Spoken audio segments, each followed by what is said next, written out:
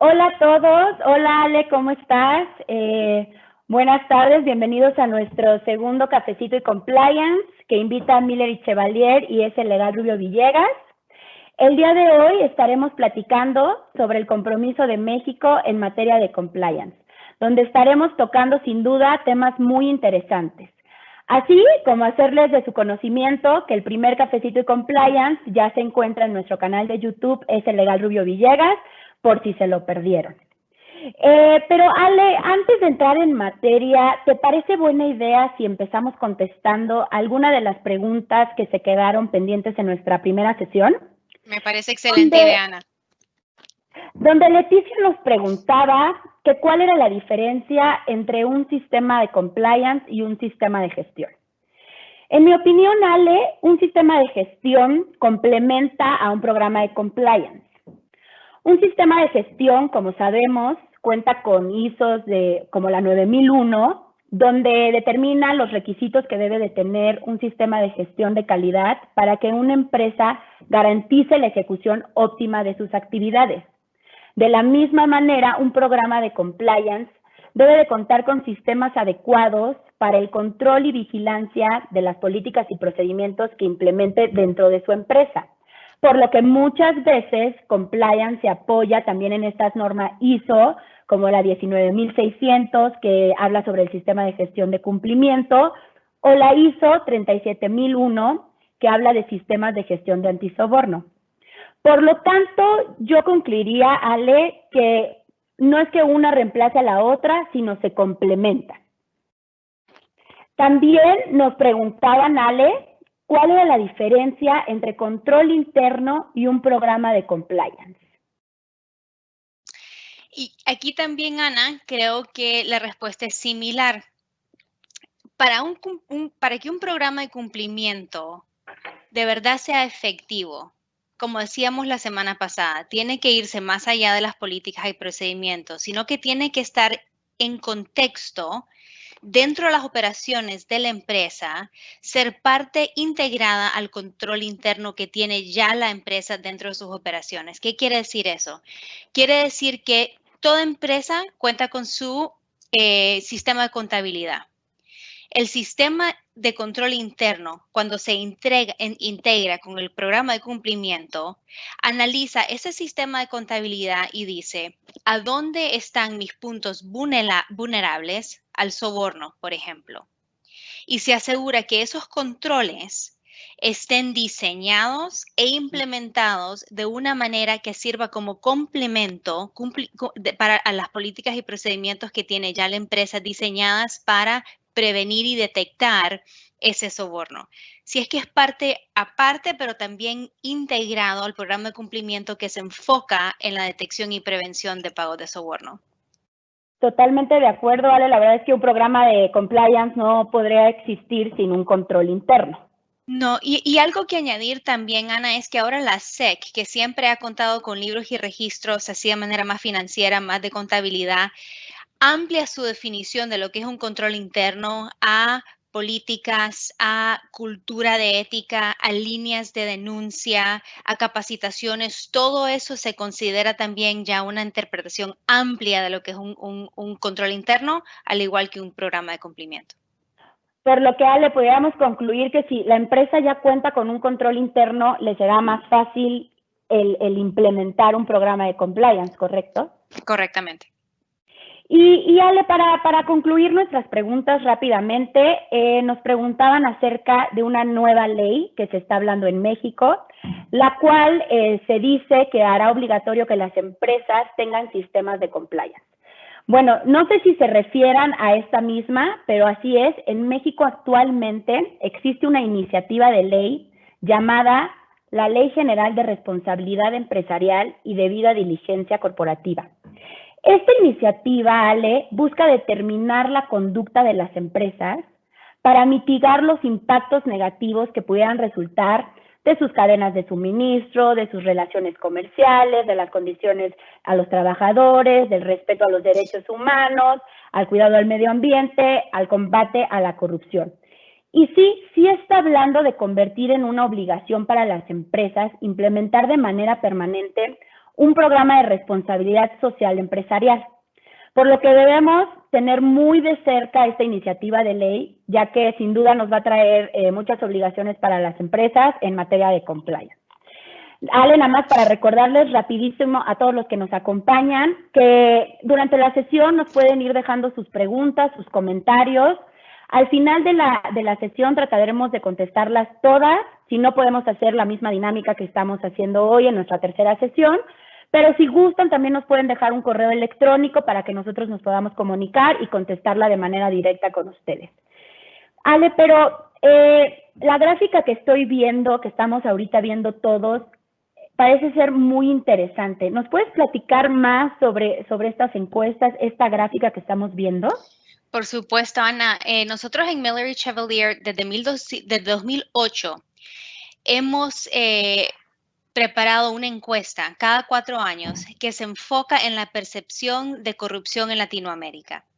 Todos conocemos muchas encuestas que hay a nivel internacional. La de nosotros lo que hace es que cuenta con participantes dentro de los países en Latinoamérica, abogados, empresariistas, que responden a preguntas no solo de percepción de corrupción a nivel país, sino tenemos preguntas que puntualizan dentro de cada país a dónde son los puntos más vulnerables cuando viene a temas de corrupción.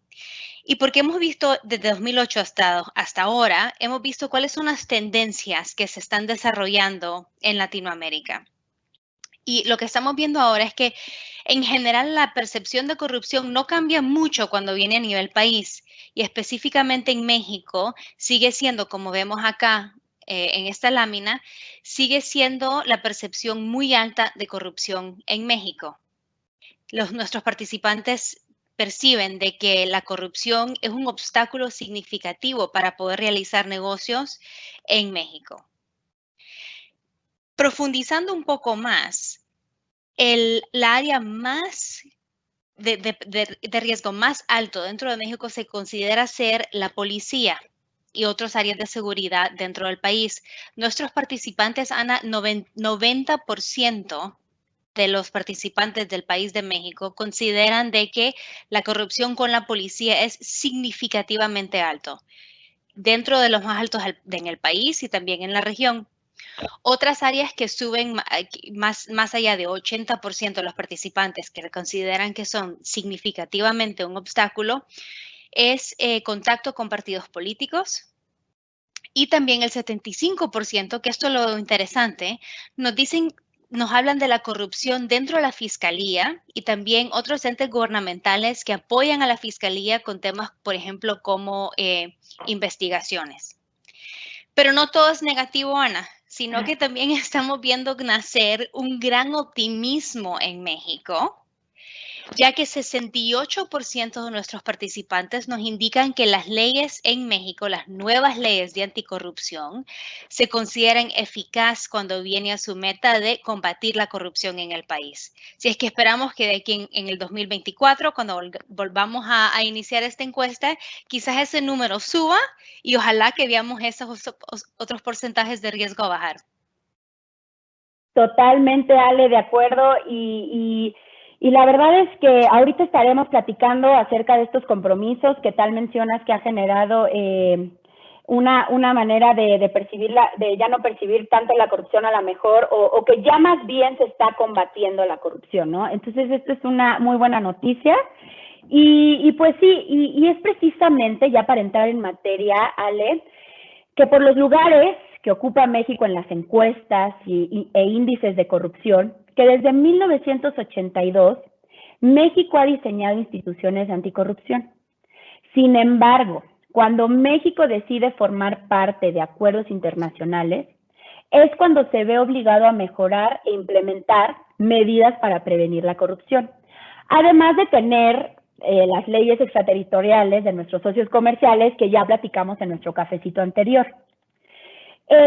Por lo que México ha decidido formar parte de convenciones internacionales como la Convención Interamericana contra la Corrupción, donde México se obliga a esta en 1997, 2 años más tarde, en 1999, se obligó a la Convención de la OCDE, mejor conocida como de anticohecho, y en 2004 se adhirió a la Convención de Naciones Unidas, Unidos contra la Corrupción.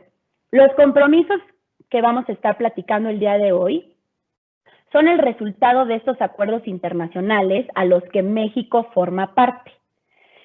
Pero ahora platiquemos un poco acerca de estos compromisos, Ale.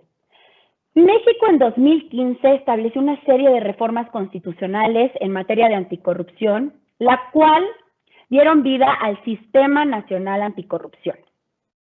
El Sistema Nacional Anticorrupción tiene su fundamento constitucional en el artículo 113 y es una instancia que busca la coordinación entre distintas autoridades, tanto federales y locales, encargadas de la prevención, detección y sanción de responsabilidades administrativas y hechos de corrupción. Este sistema, por su parte, cuenta con un comité coordinador que dentro de sus facultades novedosas se encuentra la creación de una plataforma digital nacional que conecte los datos que generan estas autoridades y de esta manera se pueda crear información útil para la lucha contra la corrupción.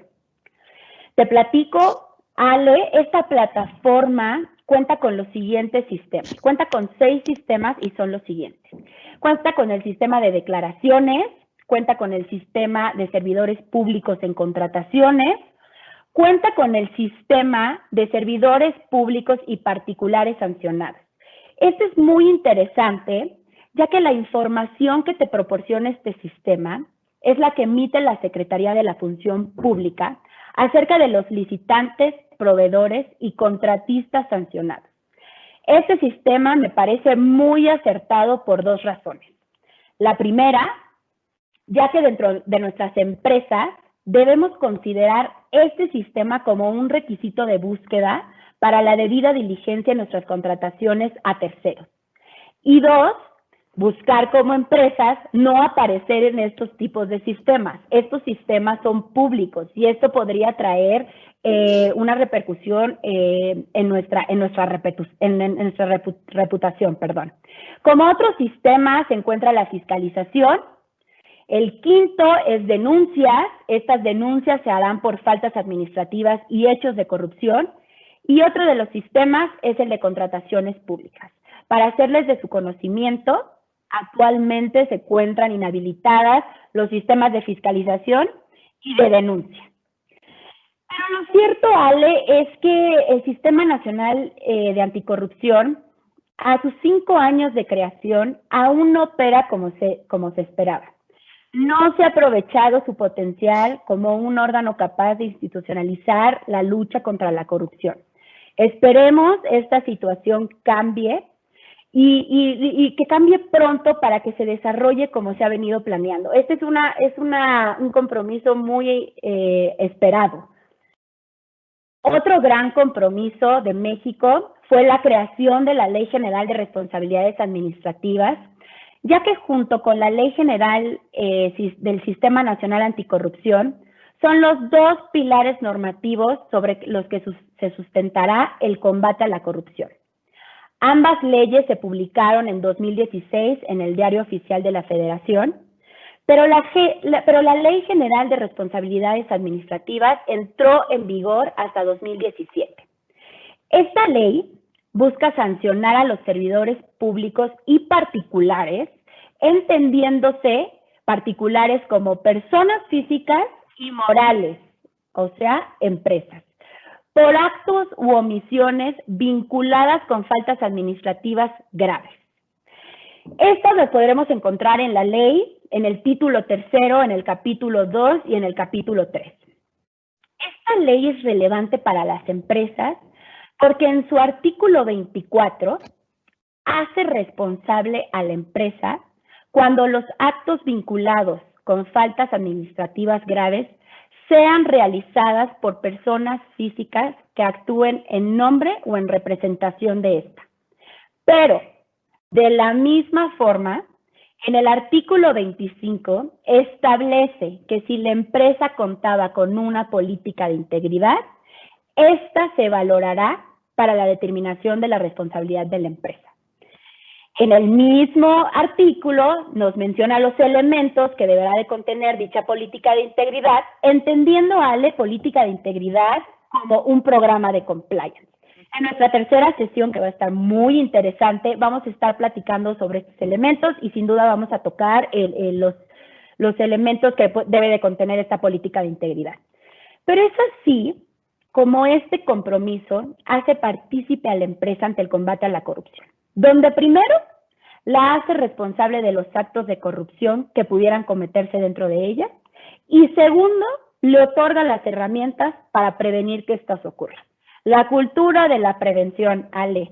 Más adelante, durante esta sesión, platicaremos sobre las faltas graves que prevé esta ley en las que pudiéramos incurrir los particulares. Por su parte, existe otro compromiso interesante en materia penal, donde el Código Nacional de Procedimientos Penales, en su artículo 421, hace responsable penalmente a las empresas por delitos cometidos a su nombre, en su beneficio o a través de los medios que ésta proporcione, así como establece que le será atribuida la responsabilidad cuando no acredite el debido control en la empresa. Pero, ¿qué es debido control? Ni el Código Nacional de Procedimientos Penales, ni el Código Penal Federal lo definen, por lo que las empresas vamos a tener que recurrir a mejores prácticas para implementar este. Pero, ¿qué busca una empresa con el debido control? Primero, que se genere conciencia de los delitos que se pueden cometer y así evitar que se lleven a cabo. Y dos, crear controles para mitigar o evitar cometerlos. Es importante subrayar que las empresas serán penalmente responsables únicamente por los delitos previstos en el catálogo que se encuentra en el Código Penal Federal y en cada Código Penal de las entidades federativas. Por su parte, las reformas al Código Penal Federal destacan un beneficio importante a la empresa por hacer el esfuerzo en la prevención de cometer estos delitos dentro de ella. Y es que en su artículo 11 bis se establece que las sanciones penales podrán reducirse hasta en una cuarta parte si con anterioridad al hecho de las acusaciones, las empresas contaban con un órgano de control encargado de verificar el cumplimiento de las disposiciones legales y el seguimiento a las políticas internas para la prevención de estos delitos. Aquí vuelve a salir la importancia de implementar un buen programa de compliance, básicamente para prevenir el delito o mitigar la sanción. Todo vuelve a caer en la cultura de la prevención y protección de todos los elementos que participen en la empresa.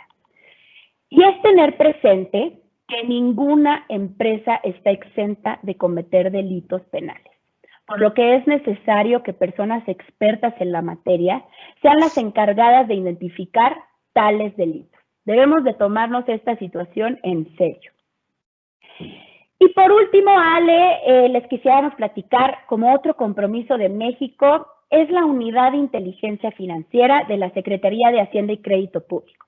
Como antecedente, esta unidad fue creada con la finalidad de coadyuvar en la prevención y combate a los delitos de operaciones con recursos de procedencia ilícita y financiamiento al terrorismo.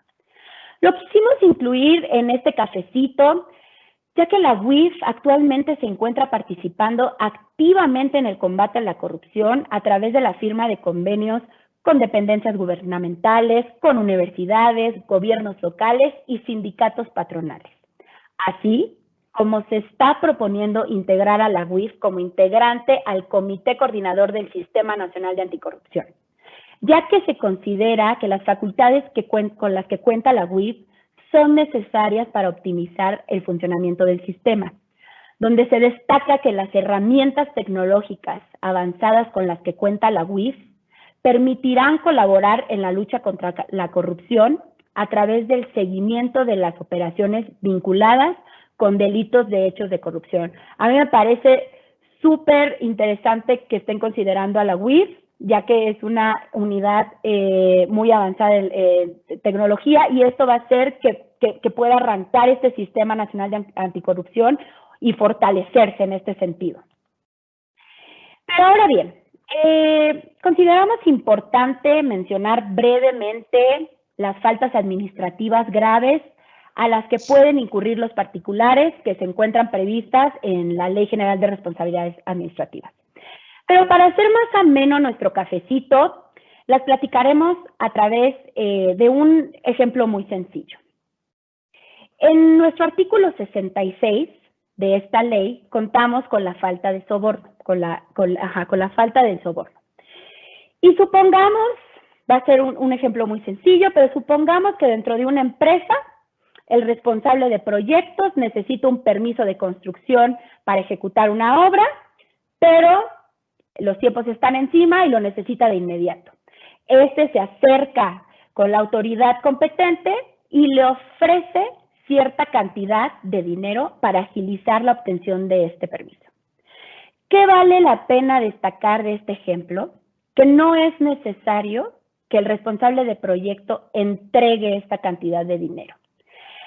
La ley es muy clara que estarás incurriendo en la falta de soborno cuando prometa, ofrezca o entregue cualquier beneficio indebido a un servidor público, entendiéndose beneficio indebido como cualquier beneficio no comprendido en su remuneración como servidor público, así como sin importar si el haberlo ofrecido, él lo acepte o en su caso que sí lo acepte y no te otorgue ese permiso. Eso es independiente. Tú vas a estar incurriendo como particular, como empresa, si se comete en tu representación, cuando la ofreces a un servidor público. El soborno comúnmente se ve materializado a través de dinero en efectivo, pero este puede darse a través de ofertas de trabajo, viajes, joyerías, comidas. En este sentido, la empresa debe tener bien identificadas las áreas que se encuentran más expuestas al contacto con servidores públicos y por ende debe tener una política clara y bien difundida de qué es soborno. Utilizar estas encuestas que Ale hoy nos compartió para saber dónde estás más expuesto a cometer un soborno, el gobierno dónde es más corrupto, que bueno, corrupción es igual, pero ¿dónde puedes incurrir esta falta, no? ¿Qué puede considerarse como un beneficio indebido y qué no? Esto es lo que también debe de tener bien identificada la empresa. Lo cierto es que el soborno se encuentra a veces en una línea muy delgada. Luego no es tan clara. Debemos como empresa identificar cuáles serían los focos rojos que nos pudieran exponer a cometer dicha falta. Preguntarnos, ¿lo que estoy haciendo tiene como fin influir en la actuación de algún servidor público? Pongamos otro ejemplo rápidamente. Llegan los auditores de cierta comisión a nuestra empresa y les ofrecemos un vaso de agua por el largo tiempo que ellos van a estar ahí revisando toda nuestra información. Vamos, esto no se pudiera considerar que tú quieres influir en que la auditoría salga favorable para la empresa. Es un vaso de agua, no se le niega a nadie. Pero diferente sería si tal vez tú lo recibes con comida, con una bebida de cierto monto de dinero. Vamos, la empresa debe tener bien fundamentada su actuación ante posibles situaciones que se pudieran dar. Ale, no sé si quisieras tú agregar algo sobre soborno, alguna experiencia. Claro que sí, yo creo que no tanto agregar, Ana, porque todo lo que he dicho 100% al punto, pero quizás añadir un poco de ejemplo, porque esta ley, de la manera que está escrita, es muy similar a la FCPA. Se beneficiarían muchísimas empresas en México que están interpretando el alcance de esta ley, de también leer resoluciones que ha emitido la SEC y el Departamento de Justicia en los Estados Unidos para ver cómo se va ampliando la interpretación de la ley. Hablabas, Ana, de beneficio indebido.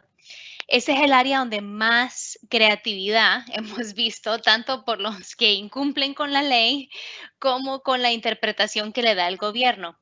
Hablabas de trabajo, por ejemplo. Uno de los casos recientes que hemos visto en los últimos 5 años tiene que ver con pasantías. En Asia, un banco creó un programa de pasantías a través del cual le extendían ofertas para pasantías a hijos, a sobrinos, a parientes de funcionarios del gobierno, con el propósito de influenciar a esos funcionarios. Y este caso para mí es crítico porque el beneficio, se podría decir, no le llegaba directamente al funcionario. La persona que se beneficiaba era la persona que recibía la pasantía, ¿verdad? Pero al darle ese beneficio a ese pariente, el gobierno considera, porque se hizo con la intención de influenciar al funcionario del gobierno, se considera un incumplimiento con la ley y se considera un soborno. Interesante que, porque cuando hablo de este caso me dicen, ay Alejandra, pero me estás diciendo que no le puedo ofrecer trabajo a un pariente de un funcionario. No, ese no es el mensaje. El mensaje es asegurar, y regresamos al punto de controles, que cuando se le da el trabajo a un candidato, se le asegure de que no tiene relación con un funcionario público que tiene influencia sobre decisiones que le dan beneficio al negocio, que se asegure que tiene las calificaciones para ser candidato y para recibir esa oferta de trabajo, que se destaque cualquier conflicto de interés y que se monitoree esa relación. Esas son las lecciones que aprendemos de esto. Así es que, y también yo creo que resalta este tema de terceros, que nunca nos cansamos de hablar, que el beneficio no tiene que ser nada más directamente ofrecido o prometido a través de la empresa, sino por cualquier persona que actúa en nombre de esa empresa, la culpabilidad le cae también a la compañía. Totalmente de acuerdo, Ale, y es esta parte también que comentabas del servidor público, de saber que es considerado un servidor público, ¿no? Justo lo que acabas de comentar. Sí. Gracias, Ale. También la ley, en el artículo 67, establece la participación ilícita en procedimientos administrativos. Esta falta la estaríamos incurriendo si yo como empresa me encuentro inhabilitada a participar en licitaciones públicas, ya que estoy sancionada por la lista de la Plataforma Digital Nacional del Sistema Nacional de Anticorrupción, y aún así participo en una licitación pública. Es muy clara esta falta. No podemos realizar actos o omisiones para participar en estos procedimientos administrativos cuando nos encontremos impedidos o inhabilitados para hacerlo. Tráfico de influencias también se establece como falta en el artículo 68. Y volviendo a nuestros ejemplos sencillos, volviendo al ejemplo de los permisos de construcción, el responsable de proyectos no pudo conseguir nada con el ofrecimiento de dinero y va de inmediato con su jefe directo, le dice que no puede obtener el permiso, que si no se obtiene, se tienen retrasos, y esto puede también perjudicar en el bono mensual que tienen los dos. El jefe recuerda que tiene un amigo que trabaja en esa justa dependencia que emite los permisos, lo contacta, y gracias a este amigo logran que la empresa obtenga su permiso de construcción de inmediato, saltándose obviamente todos los procedimientos que normalmente se deberían de llevar a cabo. Esto es influir a un servidor público para obtener un beneficio. De igual manera, es importante saber que el tráfico de influencias se encuentra tipificado en nuestra ley penal como un delito. Es importante saber que también estaríamos incurriendo en un delito.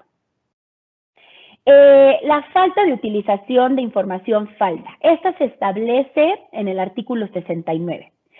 Y esta pudiera darse cuando la empresa nuevamente está en una licitación y sabiendo que no cumple con todos los requisitos de los lineamientos de la licitación pública, decide presentar información falsa para aparentar que cumple con todos ellos.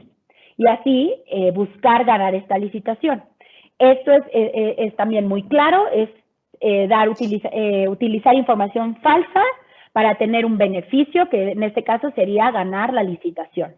Y Ale, como dato curioso, yo sí estuve revisando la lista de particulares sancionados en la plataforma del Sistema Nacional de Anticorrupción, y existen varios particulares, tanto personas físicas como empresas, sancionados por esta falta.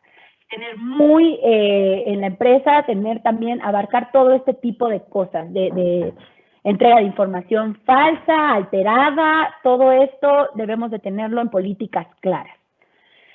La obstrucción de facultades de investigación, esta se establece en el artículo 69, y supongamos que la empresa cuenta con información vinculada con una investigación de faltas administrativas y esta decide proporcionar información falsa o retrasar la entrega de estas a las autoridades investigadoras. Esta falta es interesante porque a su vez la Ley General de Responsabilidades Administrativas incentiva a las empresas a denunciar y a colaborar en las investigaciones, considerando esta colaboración como atenuante reducción a la imposición de sanciones que pudiera hacerse acreedor a la empresa. Pero si la empresa conocía de estas faltas y no las denuncia, las castiga incrementando la sanción. Por esto, yo vuelvo a reiterar la importancia de crear líneas de denuncia dentro de nuestra empresa. Nos llega una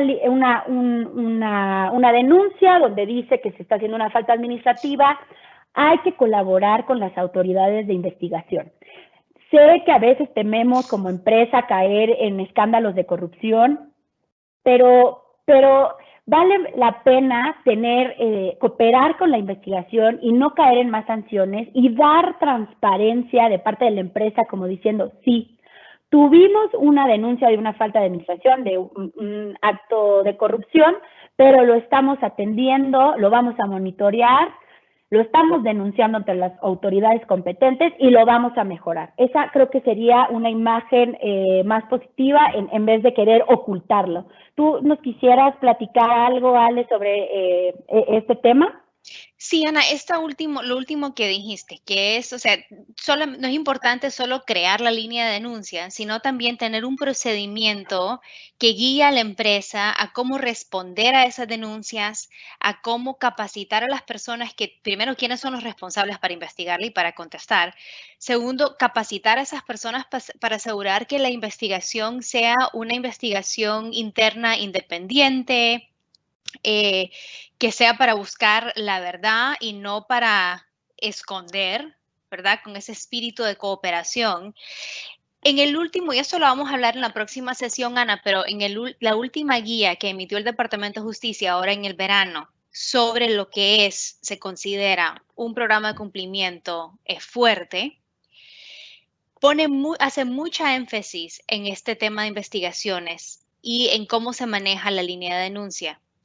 Y le pide a empresas que no solo concluyan sus investigaciones y ya, sino que estudien cuáles son las lecciones que se pueden aprender de esa investigación. Es por falta de política, por falta de capacitación, por brechas de control interno, y que utilicen ese proceso para retroalimentar su programa de cumplimiento y demostrar una mejora continua de su programa, que nace de las propias enseñanzas que nos dan las investigaciones, porque es doble propósito, bueno, triple, de verdad. Primero, para detectar y prevenir y corregir la violación inmediata.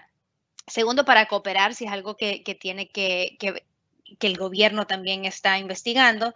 Y tercero, para aprender qué es lo que estamos haciendo bien y qué es lo que estamos haciendo mal. Eso es lo que busca concretamente el Departamento de Justicia y la SEC dentro de una investigación. Totalmente, Ale, el programa de compliance es un constante que vive dentro de la empresa, no para, y como bien dijiste, lo vamos a ver detenidamente en nuestra última sesión. También tenemos otra falta administrativa, la colusión, la cual se establece en el artículo 70.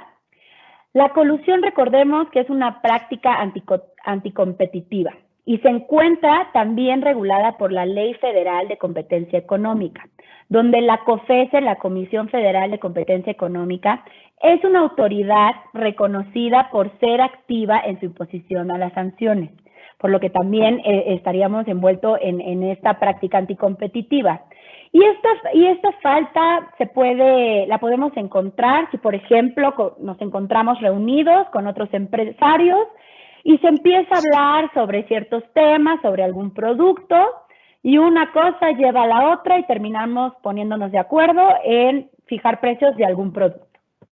Por eso es de suma importancia que las empresas cuenten con políticas que controlen estas prácticas. Estas faltas luego no se ven tan de inmediato. Tú debes de concientizar a la empresa en qué momento puede estar incurriendo en esa falta. Luego no es tan obvio. Luego no es tan obvio en estar incurriendo en estas faltas. Tenemos el uso indebido de recursos públicos. Es una falta administrativa que se encuentra en el artículo 71.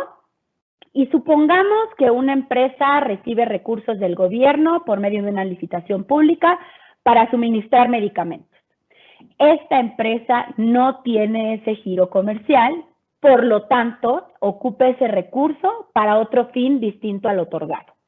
Aquí estaríamos incurriendo ante esta falta, donde también estaríamos incurriendo en una falta en la rendición de cuentas que se comprueben el destino de estos recursos. Es muy importante también esta falta y tenerla bien mapeada dentro de nuestra empresa. Y por último, la falta administrativa de la contratación indebida de exservidores públicos. Esta la podemos encontrar en nuestro artículo 72 de la ley, y es precisamente que una empresa, supongamos del sector energético, contrate a un exservidor público que trabajó durante el año previo en la Secretaría de Energía. Esto da a entender que este servidor público cuenta con información estratégica que podría crearle una ventaja a la empresa ante las demás del mismo sector. Pero hay algo muy interesante en esta falta. El actual gobierno está proponiendo que la prohibición de la contratación no sea únicamente un año previo, como actualmente está previsto en la ley, ya que este periodo lo considera insuficiente. Busca que el exservidor público no pueda tener un trabajo en empresas relacionadas con el cargo que desempeñó en un periodo de más de 10 años. Estas fueron rápidamente las faltas administrativas graves en las que pudiera incurrir una empresa que están previstas en la Ley General de Responsabilidades Administrativas. Ahora bien, para saber de qué estamos hablando cuando se incurre en alguna de estas faltas, de acuerdo al artículo 81 de la Ley General de Responsabilidades Administrativas, las sanciones administrativas pudieran ser tanto al colaborador o un tercero que representa a la empresa, como a la empresa. Veamos rápidamente las del colaborador o un tercero. Estas podrían ser sanciones económicas. Estos podrían llegar hasta 2 veces el monto del beneficio obtenido, y si no se hubiera obtenido ningún beneficio, la multa podría llegar hasta 13 millones de pesos a esta persona física. También podría estar envuelto en una inhabilitación temporal para participar en adquisiciones, arrendamientos, servicios u obras públicas por un periodo hasta de 8 años. Por lo que la empresa podría ser responsable ante sanciones económicas también hasta 2 veces el monto del beneficio obtenido, y si no se hubiera obtenido ningún beneficio, la multa podría llegar hasta alrededor de los 130 millones de pesos. También podría incurrir en una inhabilitación temporal para participar en la contratación pública por un periodo hasta de 10 años. Podrían suspenderse sus actividades de la sociedad y podría llegar a la muerte de la sociedad, a disolverse la sociedad. El artículo 83 de la Ley General de Responsabilidades Administrativas es muy claro y establece la independencia de la imposición tanto de la persona física como de la persona moral. Y solo para recordarles que en el artículo 25 se valorará en la determinación de la responsabilidad de la empresa si contaba con una política de integridad. Ale, ¿qué te parecen estas sanciones y qué nos puedes tú platicar sobre las sanciones que se dan en Estados Unidos? Se suman rápido, Ana, es lo que te puedo decir. Y yo creo que la mejor en esta parte de la discusión es dar ejemplos, por ejemplo, en los Estados Unidos, de cómo se materializan estas sanciones. En los últimos, si nos vemos en los últimos 4 años, en los Estados Unidos han salido 8 casos de la SEC y del Departamento de Justicia que tienen impacto directo en empresas que tienen operaciones en México. La más reciente salió ahora en agosto de este año. La SEC anunció en agosto que había negociado una resolución con una compañía que se llama World Acceptance Corporation. Esta es una compañía que emite préstamos en México a través de su subsidiaria mexicana que se llama Préstamos Viva, que ofrece préstamos pequeños a empleados del gobierno. A través de su subsidiaria, esta compañía pagó 4 millones en sobornos a funcionarios del Estado mexicano, incluyendo también a líderes de sindicatos locales. Y aquí puntualizo, porque Ana, habías mencionado antes que es sumamente importante entender qué es un funcionario público. Muchas empresas se les olvida que sindicatos tienen cierta característica que los puede convertir en funcionarios públicos a sus oficiales.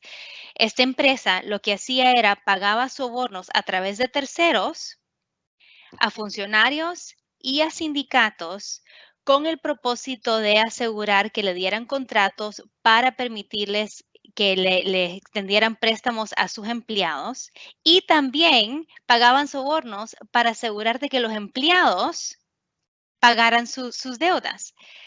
Hacían pagaban esos sobornos primero directamente, hay veces a la cuenta bancaria de los funcionarios, pero también, tocando en otro punto, regresando a otro punto que tocamos antes, hacían pagos a amigos y a parientes de los funcionarios públicos.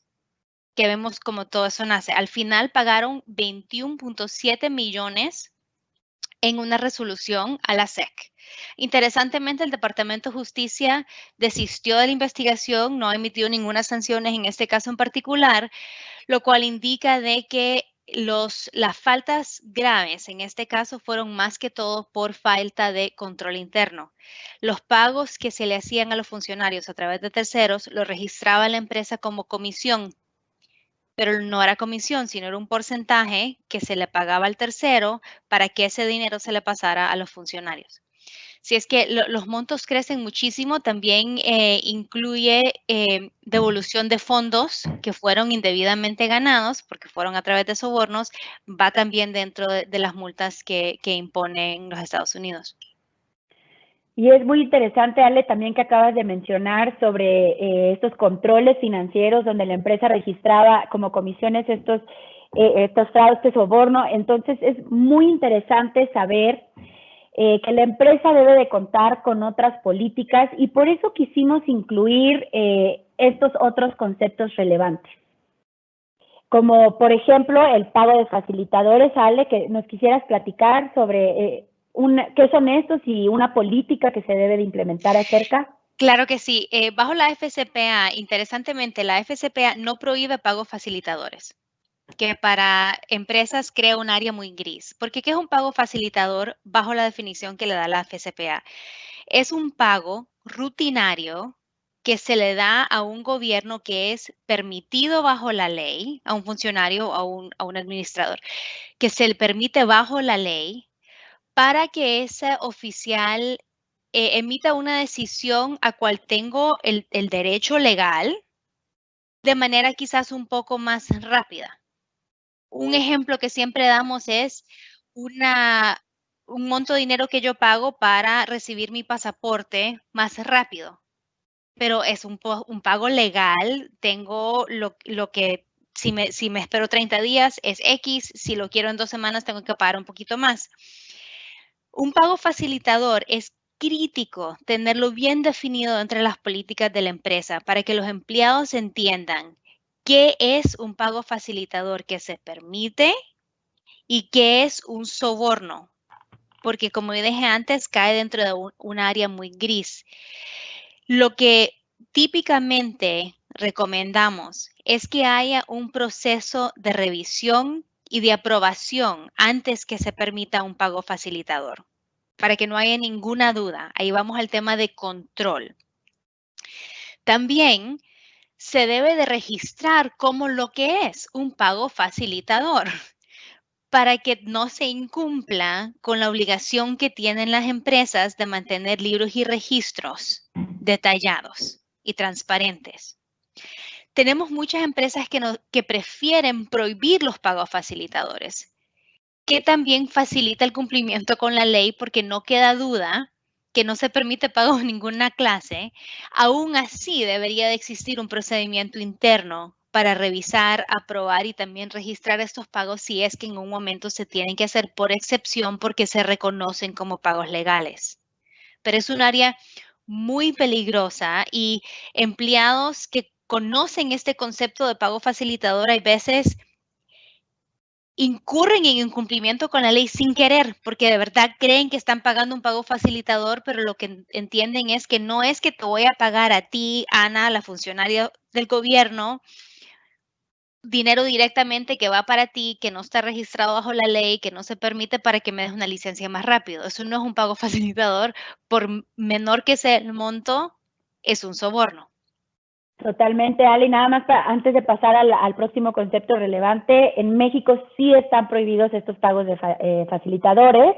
Entonces, es precisamente eso que decías del área gris, pero aquí en México sí están prohibidos estos pagos facilitadores. Para mí es mejor y más estamos viendo leyes locales que los prohíben. Totalmente. Acerca de la creación de la política de conflicto de interés, ¿quieres tú comentar sobre ella? Claro, otra política muy importante, obviamente un conflicto de interés se tiende a definir a través de leyes locales, así es que ahí difiero a Tim Ana para la definición que le dan en México, pero importante tener procesos y políticas que obligan a empleados a divulgar si hay un conflicto de interés. Un ejemplo muy fácil, si yo estoy en una contratación para contratar a un tercero y ese tercero es mi primo, la política de mi empresa me debe obligar a mí divulgar ese conflicto y obligar a separarme de esa decisión. Al igual que recomendamos que en el proceso de debida diligencia de terceros también se incluya una pregunta a ese tercero para que el tercero mismo también divulgue si se siente que tiene un conflicto de interés con alguien dentro de la empresa que lo está buscando contratar. Sumamente importante que esa obligación sea continua, pero que también se renueven certificaciones de conflicto de interés anualmente para que todos los empleados se recuerden que tienen esa obligación de divulgarlo y si se pasó por alta divulgar un conflicto que quizás no se ha materializado, se mantengan en registrado certificaciones anuales. Ale, ¿y te gustaría platicarnos sobre estas políticas a las contribuciones políticas? Es un tema muy interesante. Sí, bueno, contribuciones políticas es un tema sumamente peligroso para empresas y aquí vamos a contribuciones a partidos políticos, a elecciones, que políticos buscan, partidos de política buscan contribuciones, ya sean por parte de dinero o también que contribuyan a través de comidas o fiestas para apoyar a un candidato o no. Bajo las leyes de anticorrupción se considera soborno también darle algún beneficio a candidatos políticos y a partidos políticos. Las políticas, mejor prohibirlas, las contribuciones políticas y tener por excepción procedimientos para revisar y aprobar cualquier pedido de contribución política. Y hay que tener también mucho control sobre, porque yo no le puedo prohibir a un empleado que contribuya a su partido político. Eso no lo puedo hacer. O sea, es mi derecho como ciudadana participar en el proceso político de mi país. Pero tiene que estar claro que lo estoy haciendo en mi capacidad como Alejandra y no como Alejandra empleada de Miller Chevalier en este caso, o de empresa X. Pero volvemos a lo mismo, si esto no está muy detallado en una política, se puede incurrir en incumplimiento sin saber, pero desafortunadamente no es la mejor defensa. Así es, Ale, es lo que te iba a comentar sobre respetar la libertad política de todos nuestros colaboradores. Eso es muy importante y como lo acabas de decir, es tenerlo en una política y saber bien definir qué son las contribuciones políticas y cómo, estoy de acuerdo contigo, que mejor se prohíban, pero en tu caso, cómo se maneja ese tema dentro de la empresa. Exacto. Como otra política, Ale, tenemos la de donaciones y patrocinios. Este es un tema también muy delicado e importante porque sabemos que las empresas quieren ser responsables socialmente, pero debemos cerciorarnos como empresa que las donaciones que realicemos no sean para encubrir algún soborno. También como nos estabas comentando que estas donaciones y patrocinios también se registren como lo que son, esto lo platicaremos ahorita, pero es también confirmar que si la asociación beneficiada no esté relacionada directa o indirectamente con algún funcionario público o gobierno. Las empresas deberán de tratar de ser muy transparentes al respecto y esto nos lleva a nuestro último concepto relevante, el de libros y registros contables. Las empresas deberán de contar con controles financieros, deberán de prohibir anotar cuentas o servicios inexistentes en sus libros contables, deberán controlar la fácil manipulación o modificación a estos registros contables, así como deberán de implementar políticas de reducir pagos en efectivo, deberán de implementar un sistema de pagos, pero aquí, Ale, que exista una segregación de funciones, que el mismo que realice el pago no sea el mismo que lo anote en los registros y por lo tanto no sea el mismo que lo autorice. Debemos de tener controles que sí sepamos que van a funcionar, que por lo menos le demos un intento de que vayan a funcionar. Esto claramente, si una persona es la que coordina todo, no va a funcionar. Y que a la vez existan auditorías, que a la vez existan auditorías para vigilar estos controles y que también se reporten a los altos directivos. ¿Quisieras agregar algo sobre estos controles? Que sabemos que la FCPA también es muy clara en este sentido, Ale.